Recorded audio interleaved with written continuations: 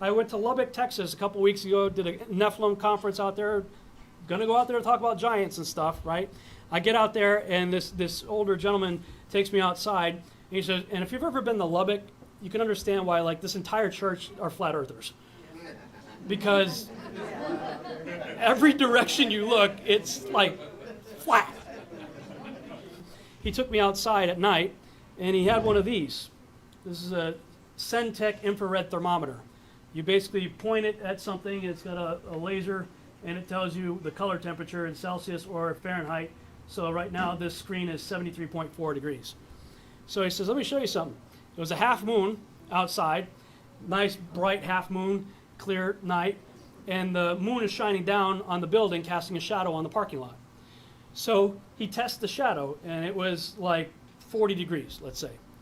He goes, now let me show you something else. Went a few feet over where the shadow had ended, and we're looking at direct moonlight, and it was 30 degrees. The shade of the moon. So that's the shade. In the shade, it's 39 degrees. And then you go to the moonlight, and you got 32. 32. Wow. Or 33, 32, 33. Is it more dramatic when it gets darker? It seems to be more dramatic when the moon is fullest. So the moon, like a full moon, Like the fullest and a completely moon, dark I'm getting night. Sometimes 12 degrees. 12 degrees. So Yeah. the more full the moon is, the cooler it is? It seems to be. It's a half moon right now. I mean,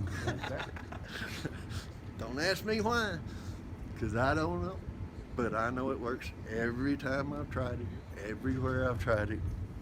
Went over to my 85-year-old uncle's house and did it in his front yard, and he made me go buy him one. It was colder in the direct moonlight than it was in the shadow of the moon. Now, when you go outside and test direct sunlight and then test the shadow is about 10 to 20 degrees cooler. It's the exact opposite. This is called empirical evidence. This is called science, where you can actually do testable, observable, repeatable, things, observations. Now, we're all told that the moon is a reflector of the sun. How does that work if the moon is literally giving off cold light that's warmer in the shadows cast by the moonlight? I don't know. I'm still asking questions.